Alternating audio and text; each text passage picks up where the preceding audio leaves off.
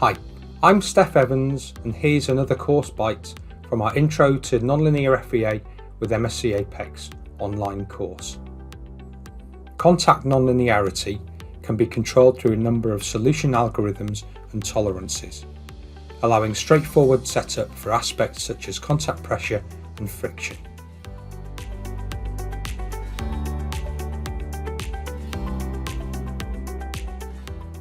Controlling non-linear contact models can be difficult with legacy toolsets, with opaque model setup and solver controls.